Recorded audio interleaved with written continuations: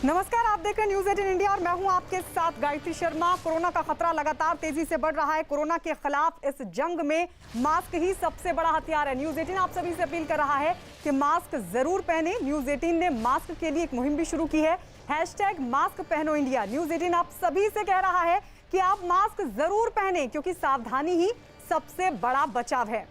और आइए शुरुआत करते हैं इस वक्त की बड़ी खबर के साथ। प्रधानमंत्री नरेंद्र मोदी ने शनिवार को देश में जारी ऑक्सीजन संकट से निपटने के लिए उच्च स्तरीय बैठक में बड़ा फैसला किया है। अधिकारियों के साथ हुई इस बैठक में पीएम मोदी ने कई दिशा निर्देश दिए। उन्होंने कहा कि ऑक्सीजन की जमाखोरी करने वालों पर राज्य सरकारें सख्ती से कार्रवाई करें और इसके अलावा ऑक्सीजन निर्माण और इस्तेमाल के लिए जरूरी उपकरणों की सप्लाई को सुचारू बनाने पर भी जोर देने के लिए कहा है। ऑक्सीजन निर्माण में जरूरी उपकरणों पर से कस्टम ड्यूटी हटाने का भी फैसला लिया गया है, जिससे ऑक्सीजन निर्माण के उपकरण सस्ते हो जाएंगे। उपकरणों पर लगने वाली कस्टम ड्यूटी के अलावा स्वास्थ्य सेस को भी खत्म करने का फैसला लिया गया है। इसके अलावा कोरोना के खिलाफ लड़ाई को आगे बढ़ाने के लिए कोरोना की वैक्सीन को भी कस्टम ड्यूटी से मुक्त रखने का फैसला किया गया है। प्रधानमंत्री ने ऑक्सीजन का उत्पादन बढ़ाए जाने और वितरण में तेजी लाने पर भी दिया जोर। ऑक्सीजन समीक्षा बैठक में प्रधानमंत्री मोदी ने अस्पतालों में ऑक्सीजन की आपूर्ति के लिए नए और जरूरी तरीकों के इस्तेमाल करने पर भी जोर दिया है। तो लगातार उच्च स्तरीय बैठक, आज भी बैठक, और इस बैठक में बड़ा फैसला प्रधानमंत्री की तरफ से लिया गया है। अधिकारियों के साथ यह बैठक हुई और इसमें कड़े दिशा निर्देश दिए गए। प्रधानमंत्री मोदी की तरफ से कहा कि ऑक्सीजन की जो जमाखोरी कर रहे हैं उन पर राज्य सरकारें सख्ती के साथ कार्रवाई करें। और इस वक्त हमारे साथ हमारे दो सहयोगी जुड़ चुके हैं। संदीप बोल हमारे साथ दिल्ली से लाइव हैं, तो वहीं आशीष दीक्षित हमारे साथ मुंबई से जुड़ चुके हैं। सबसे पहले संदीप, आपके पास आते हुए, क्योंकि हाई लेवल मीटिंग का दौर लगातार प्रधानमंत्री की तरफ से किया जा रहा है और अब उन्होंने एक बार फिर से जोर देकर कहा कि जो लोग जमाखोरी कर रहे हैं राज्य सरकार उनके साथ सख्ती से निपटे। साथ ही किस तरीके से ऑक्सीजन की सप्लाई हो, प्रोडक्शन हो और उसके निर्माण में इस्तेमाल होने वाले जो उपकरण हैं उन पर से भी कस्टम ड्यूटी हटा दी गई, यानी अब इनको सस्ता करने पर जोर दिया गया है। अब कहीं ना कहीं ये जो किल्लत बनी हुई थी वो किल्लत कम होने की दिशा में एक बड़ा कदम बढ़ता हुआ दिखाई दे रहा है। गायत्री, देखिए, दो अलग अलग पहलू हैं जिस पर जो है चर्चा लगातार चल रही है। पहला ये है कि कालाबाजारी जो ऑक्सीजन की या फिर दवाइयों की हो रही है उसको कैसे रोका जाए। सरकार की तरफ से ये साफ कर दिया गया है कि किसी भी तरीके की कोई कोताही बरती नहीं जाएगी और जो भी कालाबाजारी करता पाया जाता है उसके खिलाफ कड़े से कड़े एक्शन लिए जाएंगे। दूसरा कि जिस तरीके से देश में ऑक्सीजन की कमी है, ऐसे में वो सारे उपकरण जो कि ऑक्सीजन बनाते हैं, तकरीबन 16 ऐसे आइटम हैं जिनको की बेसिक कस्टम ड्यूटी से बाहर निकाला गया है। यानी उन पे अब अगले 3 महीने तक, क्योंकि आज से तत्काल प्रभाव से लागू हो रहा है, अगले 3 महीने तक उसके ऊपर कोई भी बेसिक कस्टम ड्यूटी नहीं लगेगी। हेल्थ सेस भी जो है उन सारे सिस्टम्स पर, वो इंस्ट्रूमेंट्स पर नहीं लगेगी। साथ ही जो दवाइयां हैं जो कि कोरोना के लिए इस्तेमाल में लाई जाती हैं उसके ऊपर से भी जो है 3 महीने तक जो है किसी भी तरीके की जो बेसिक कस्टम ड्यूटी है वो नहीं वसूली जाएगी।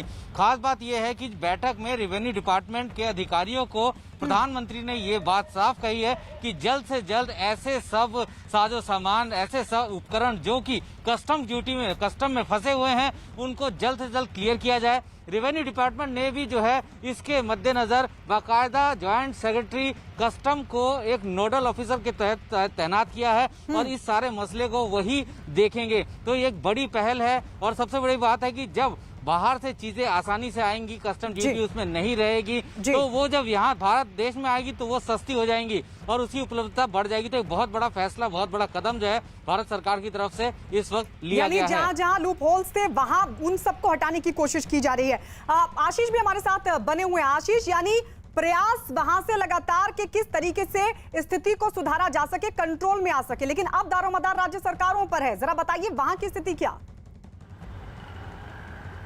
जी, साफ तौर पर आपको बताना चाहेंगे गायत्री, सबसे ज़्यादा जो बुरे हालात थे, ऑक्सीजन की कमी थी, वो महाराष्ट्र में महसूस की जा रही थी, जिसके बाद एक बड़ी राहत की सांस अब राज्य सरकार ने ली है। ज़मीनी हकीकत हम आपको बताना चाहेंगे कि एक बार फिर जो वैक्सीनेशन था शुरू किया गया था मुंबई में, करीब 162 सेंटर्स में वैक्सीनेशन दिया जा रहा था, लेकिन उसमें से 80 जो सेंटर्स हैं उन्हें बंद कर दिया है।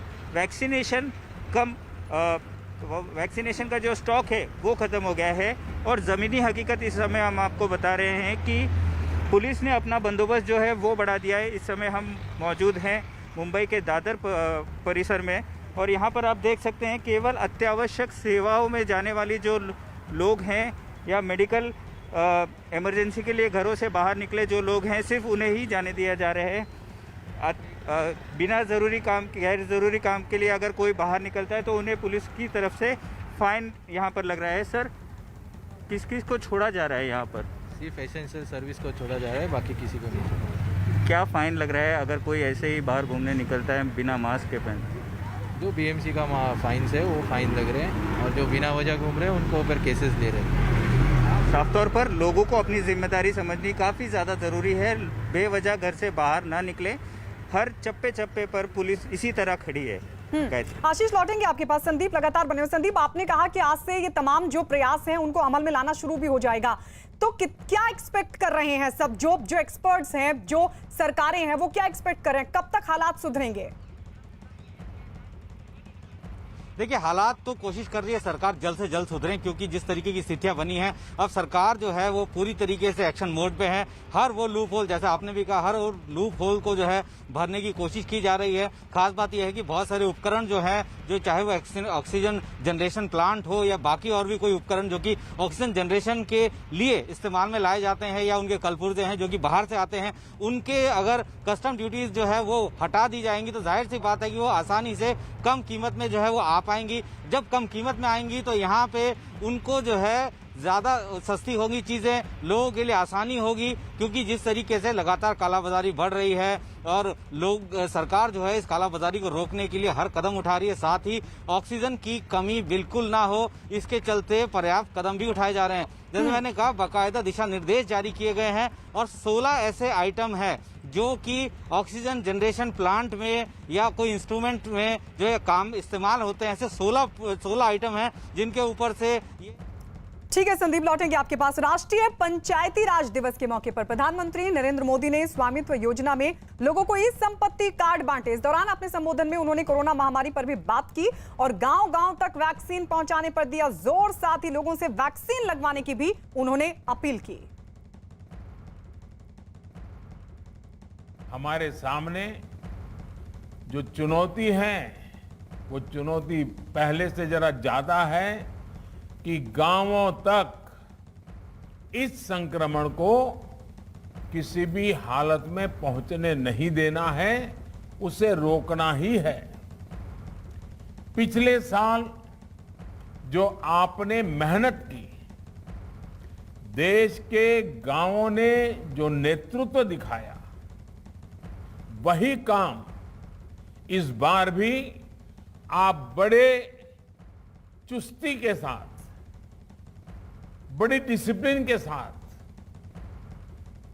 और ज्यादा से ज्यादा लोगों का साथ लेकर के बहुत ही पक्का करेंगे। सफलता जरूर पाएंगे, क्योंकि आपने पिछली बार किया था, अब 1 साल का अनुभव है। संकट के संबंध में ज्यादातर अब जानकारियां हैं, संकट से बचने के रास्तों के संबंध में जानकारी है, और इसलिए मुझे विश्वास है कि मेरे देश के, मेरे गांव के सारे लोग, गांव का नेतृत्व करने वाले लोग गांव में कोरोना को प्रवेश करने से रोकने में सफल होंगे और बहुत उत्तम तरीके से व्यवस्था भी करेंगे। जो भी गाइडलाइंस समय समय पर जारी होती हैं, उनका पूरा पालन गांव में हो, हमें ये सुनिश्चित करना होगा।